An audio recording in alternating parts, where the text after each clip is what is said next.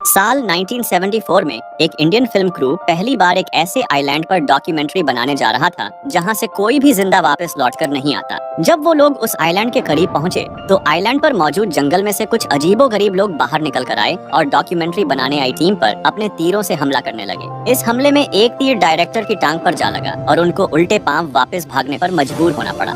आखिर ये आइलैंड कौन सा है और आज इतनी एडवांस टेक्नोलॉजी होने के बावजूद भी कोई यहाँ क्यों नहीं जा पाता?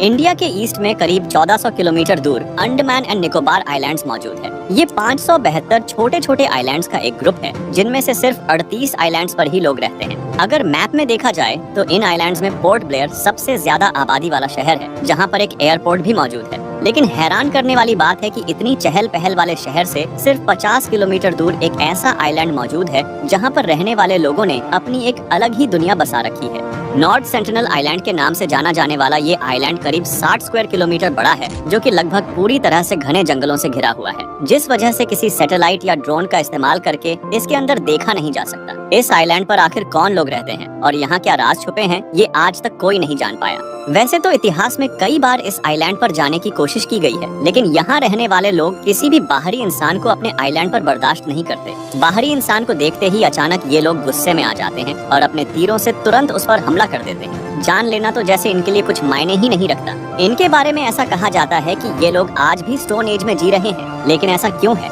आखिर ये लोग बाहर की दुनिया से कोई कनेक्शन क्यों नहीं रखना चाहते? ये सब जानने के लिए हमें नॉर्थ सेंटिनल आइलैंड के इतिहास को समझना होगा।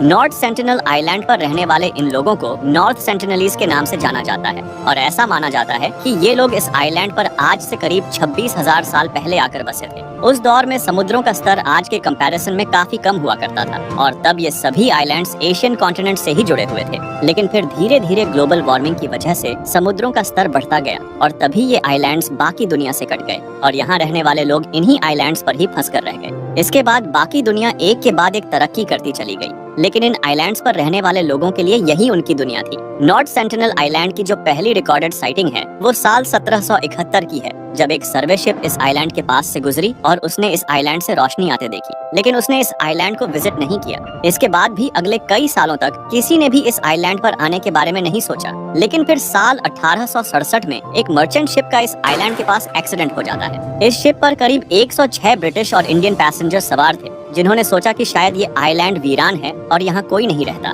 लेकिन उनका ये सोचना बिल्कुल गलत था। रेस्क्यू के इंतजार में उन्होंने कुछ दिन इसी आइलैंड पर बिताने का फैसला किया, लेकिन तीसरे दिन अचानक नॉर्थ सेंटिनलीज लोगों का एक ग्रुप आइलैंड के जंगल से बाहर आया और उन पैसेंजर्स पर तीरों से हमला कर दिया।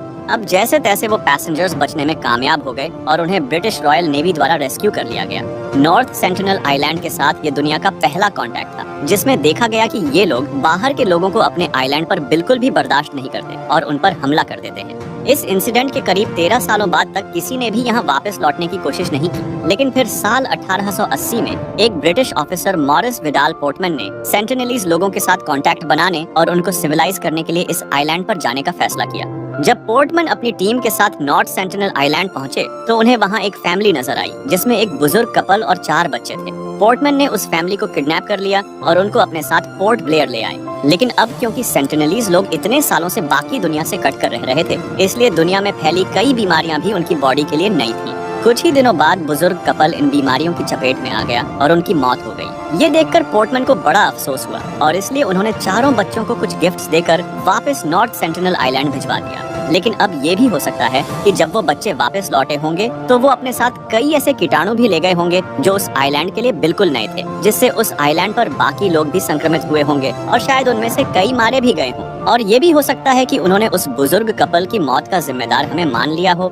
जो भी हुआ हो, लेकिन उस दिन के बाद सेंटिनलीज लोगों का बाहर की दुनिया पर गुस्सा और बढ़ गया। इसके बाद एक लंबे समय तक अगर कोई गलती से भी नॉर्थ सेंटिनल आइलैंड जाता तो ये लोग उसे मारकर उसकी बॉडी को किनारे पर ही लटका देते, मानो ये कहना चाह रहे हो कि गलती से भी हमारे पास आने की कोशिश मत करना।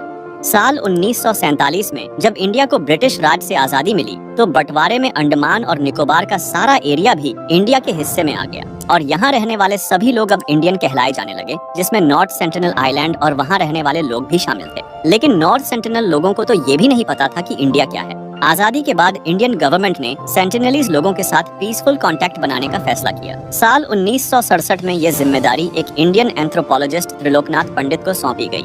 त्रिलोकनाथ पंडित 20 लोगों की एक टीम के साथ इस आइलैंड पर गए और जब वो आइलैंड पर पहुंचे तो उन्होंने वहां करीब 1 किलोमीटर तक कुछ पैरों के निशानों का पीछा किया, लेकिन उनको वहां कोई नहीं मिला, इसलिए वो वापस चले गए। लेकिन जाने से पहले उन्होंने सेंटिनलीज लोगों के लिए वहां कुछ तोहफे छोड़ दिए। साल 1974 में एक इंडियन फिल्म क्रू ने इस आइलैंड पर जाकर डॉक्यूमेंट्री बनाने का फैसला किया। उनकी टीम एक बड़ी सी बोट पर सवार होकर उस आइलैंड तक पहुंची, जिसमें आर्म्ड फोर्सेस, फिल्म क्रू और एक बार फिर से त्रिलोकनाथ पंडित मौजूद थे। सेंटिनलीज लोगों का भरोसा जीतने के लिए उन्होंने किनारे पर कुछ गिफ्ट्स रख दिए, जिसमें एक जिंदा सुअर भी शामिल था, और पीछे हट गए। कुछ देर बाद जंगल से कुछ सेंटिनलीज बाहर निकल कर आए और अपने तीरों से डॉक्यूमेंट्री बनाने आई टीम पर हमला करने लगे, जिनमें से एक तीर सीधा डायरेक्टर की टांग पर भी आ लगा। उन्होंने गिफ्ट के तौर पर दिए गए सुअर को भी मार दिया और उसे रेत में दफना दिया। ये पहली बार था जब किसी ने नॉर्थ सेंटिनलीज लोगों को कैमरे पर कैप्चर किया था। इस इंसिडेंट के बाद भी त्रिलोकनाथ पंडित अगले कई सालों तक इस आइलैंड पर आते रहे, लेकिन हर बार सेंटिनलीज लोगों का यही रिएक्शन देखने को मिलता।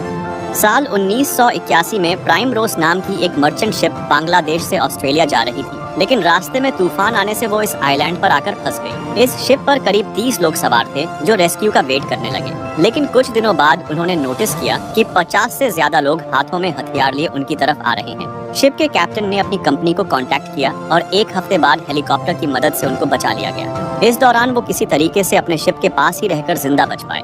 उनकी शिप आज भी नॉर्थ सेंटिनल आइलैंड पर मौजूद है, जिसको गूगल मैप्स पर भी देखा जा सकता है। लेकिन फिर साल 1991 में कुछ ऐसा होता है जिससे सब कुछ बदल जाता है। पहली बार कोई इनसे मिलने गया और इन्होंने उस पर अटैक नहीं किया। जनवरी 1991 में एक इंडियन एंथ्रोपोलॉजिस्ट मधुमाला चट्टोपाध्याय एक छोटी सी टीम के साथ बिना कोई हथियार लिए इस आइलैंड पर गई। जब उन्होंने सेंटिनलीज लोगों को नारियल दिए तो इस बार उन्होंने हमला नहीं किया और नारियल ले लिए। इस दौरान उन्होंने कई फोटोज भी कैप्चर की, जिसमें सेंटिनलीज लोगों को नारियल लेते देखा भी जा सकता है। करीब 1 महीने बाद ये फिर से इस आइलैंड पर वापस गए और इस बार त्रिलोकनाथ पंडित भी इनकी टीम में शामिल थे। इस बार फिर से सेंटिनलीज लोगों ने कोई हमला नहीं किया और काफी फ्रेंडली तरीके से नारियल भी ले लिए। लेकिन ये आखिरी बार था जब सेंटिनलीज लोगों को इतना फ्रेंडली देखा गया था। इसके बाद जितना भी इनसे कांटेक्ट बनाने की कोशिश की गई, फिर से इन्हें अटैक करते ही देखा गया। पर आखिर ऐसा क्यों हुआ था? उस छोटे से टाइम पीरियड में ऐसा क्या हुआ था जो ये लोग इतने फ्रेंडली हो गए थे? इसके बाद साल 1997 में इंडियन गवर्नमेंट ने इस आइलैंड पर जाने पर बैन लगा दिया।